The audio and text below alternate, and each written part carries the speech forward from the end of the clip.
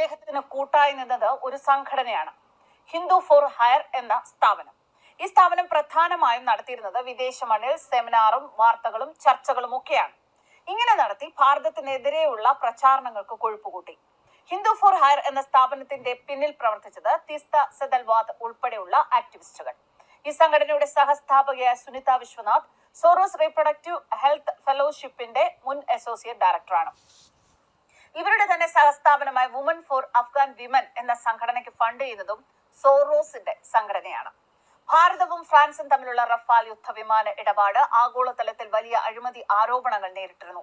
French NGO ആയ sherpa അസോസിയേഷനാണ് ഇതിനെതിരെ ഫ്രാൻസിൽ പരാതി നൽകിയത്. ഷെർപ്പയ്ക്ക് ഇതിന് ധനസഹായം നൽകിയത് സോറോസ് ആയിരുന്നു. എന്നാൽ അത് നേരിട്ടായിരുന്നില്ല. പകരം Sigrid Rausing Trust, Charles Leopold Mayer Foundation for the Progress of Humankind, അങ്ങനെ 2 ഉപകമ്പനികൾ ഇവ വഴിയായിരുന്നു സാമ്പത്തിക കൈമാറ്റങ്ങൾ നടത്തിയത്. ഭാരതത്തിന്റെ ഉൽപ്പന്നങ്ങൾ ബഹിഷ്കരിക്കാൻ ബോയ്കോട്ട് ഇന്ത്യ എന്ന പേരിൽ മുസ്ലിം ബ്രദർഹുഡിനൊപ്പം പാകിസ്ഥാനും തുർക്കിയും ഖത്തറും ചേർന്ന് 2018 ആരംഭിച്ച സാമൂഹിക മാധ്യമ പ്രചാരണങ്ങൾ താഴെത്തട്ടിൽ നടപ്പിലാക്കിയത് ഇത്തരം സംഘടനകളായിരുന്നു. ഒരു വർഷത്തിനുള്ളിൽ 54,000 ട്വിറ്റർ പോസ്റ്റിലൂടെ 8 കോടിയിലധികം ആളുകളെ സ്വാധീനിക്കാൻ അവർക്ക് സാധിച്ചു. ഇതേ തുടർന്ന് 2019 ഭാരതത്തിൽ ഇസ്ലാമോഫോബിയ എന്ന ആസൂത്രിത പ്രചാരണം മുസ്ലിം ബ്രദർഹുഡ് ആരംഭിച്ചപ്പോൾ ഖാലിദ് ബെയ്ഡനെ പോലെയുള്ള സൊറോസിന്റെ ചങ്കുകൾ കൂടെ നിന്ന് ഇന്ത്യക്ക് തുരങ്കം തീർത്തു. കൂടാതെ ഇസ്ലാമോഫോബിയയുടെയും ഫാസിസത്തിന്റെയും പേരിൽ നടന്ന ആഖ്യാന യുദ്ധങ്ങൾക്ക് ശേഷം ഭാരതത്തിൽ അടുത്തത് വംശഹത്യയാണ് എന്ന തരത്തിലുള്ള പ്രചാരണങ്ങളും ഇക്കൂട്ടർ ആരംഭിച്ചു. ഇതിന് നേതൃത്വം നൽകിയത് ജിനോസൈഡ് വാച്ച് എന്ന സ്ഥാപനത്തിന്റെ തലവൻ ഗ്രിഗറി സ്റ്റാൻറോൺ. കംബോഡിയൻ വംശഹത്യ പദ്ധതി എന്ന സമാനമായ പ്രചരണം കംബോഡിയക്കെതിരെ ഇദ്ദേഹം നടത്തിയിരുന്നു. അന്ന് ഗ്രിഗറിക്ക് ധനസഹായം നൽകിയത് സോറോസിന്റെ ഓപ്പൺ സൊസൈറ്റി ഫൗണ്ടേഷൻ ആയിരുന്നു. 2022 കാലയളവിൽ മതസ്വാതന്ത്ര്യത്തിന് സുരക്ഷിതമല്ലാത്ത രാജ്യങ്ങളുടെ കരിമ്പട്ടികയിൽ United States Commission on International Religious Freedom എന്ന സംഘടന ഭാരതത്തെ ഉൾപ്പെടുത്തി. 1998 ഇന്റർനാഷണൽ റിലീജിയസ് ഫ്രീഡം ആക്ടിന്റെ അടിസ്ഥാനത്തിൽ അമേരിക്കൻ പാർലമെന്റ് രൂപം നൽകിയ സംഘടനയാണിത്.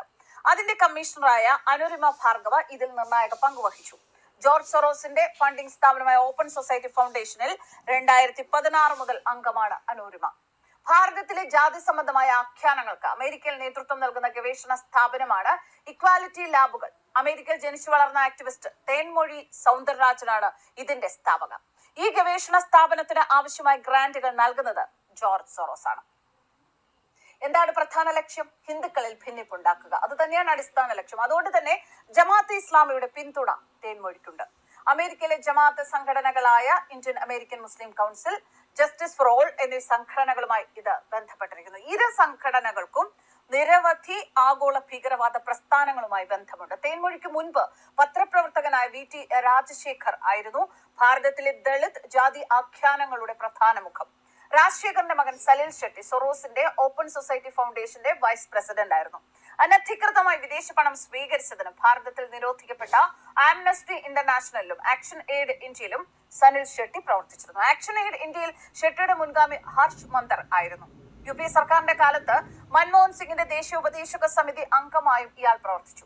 പാക്ചാര സംഘടന ISI ഏജന്റും വിഘടനവാദിയുമായ അയൂബ് താക്കൂർ സ്ഥാപിച്ച ദ ജസ്റ്റിസ് ഫൗണ്ടേഷന്റെ ഉപദേശകരിൽ ഒരാളായിരുന്നു മന്ദർ. മാത്രമല്ല ഓപ്പൺ സൊസൈറ്റി ഫൗണ്ടേഷന്റെ ഹ്യൂമൻ റൈറ്റ്സ് ഇനിഷ്യേറ്റീവ് ഉപദേശക സമിതി മുൻ ചെയർമാനുമായിരുന്നു. ഈ ദേശവിരുദ്ധ ശക്തികളുടെ കയ്യിലെ പാവകളാണ് രാഹുലും കോൺഗ്രസും എന്ന കാര്യത്തിൽ തർക്കമില്ല.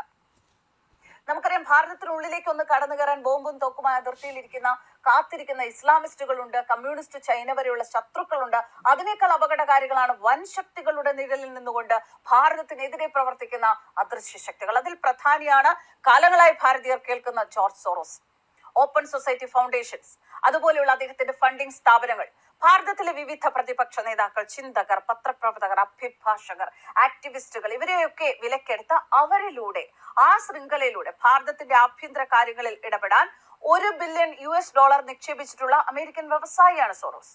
ഗവേഷണ സ്ഥാപനങ്ങളും ഗവേഷകരും അടങ്ങുന്ന വലിയ ശൃംഖലകൾക്ക് പണം നൽകി വ്യാജ വിവരങ്ങളും കെട്ടിച്ചമച്ച കഥകളും ഉപയോഗിച്ച് ഭാരതത്തിന്റെ പ്രതിച്ഛായ തകർക്കണം, രാജ്യത്തിന്റെ ജനാധിപത്യം തകർക്കണം, സമ്പദ് വ്യവസ്ഥ തകർക്കണം. അതിനു വേണ്ട ഒരു യുദ്ധമാണ്, അതിനുവേണ്ടി പൊരുതുകയാണ് ഇവർ.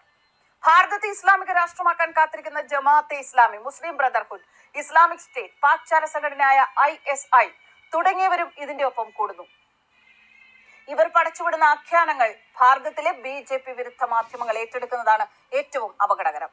ലോകത്തിലെ ഏറ്റവും വലിയ ധനികരുടെ പട്ടികയിൽ വരുന്ന പേരുകളിൽ ഒന്നാണ് ജോർജ് സോറോസ്. ലോകമെമ്പാടും ജൂതവിദ്വേഷം പടർന്ന കാലം നാസികളെ ഭയന്ന് ലണ്ടനിലേക്ക് കുടിയേറിയ കുടുംബത്തിലെ ഒരു വ്യക്തിയായിരുന്നു അദ്ദേഹവും. ഭയന്നോടിയ കാലത്തു നിന്നും ലോകത്തെ വിലക്കെടുക്കാൻ സാധിക്കുന്ന സമ്പന്നതയിലേക്കാണ് അദ്ദേഹം എത്തിയത്. 1973 ഹെഡ്ജ് ഫണ്ട് സ്ഥാപിച്ചതിന് ശേഷമാണ് സോറസ് വാർത്തകളിൽ ഇടം പിടിച്ചത്. നിക്ഷേപ മേഖലയുമായി ബന്ധപ്പെട്ട് നിർണായക തീരുമാനമെടുക്കുന്നതിൽ വളരെയധികം കഴിവ് തെളിച്ച ഇദ്ദേഹം സാമ്പത്തിക രംഗത്തെ ശക്തനായി വളർന്നത് വളരെ വേഗമാണ്. ബ്ലൂംബർഗിന്റെ കണക്കുകൾ പ്രകാരം $8.5 ബില്യൺ ആസ്തിയുണ്ട്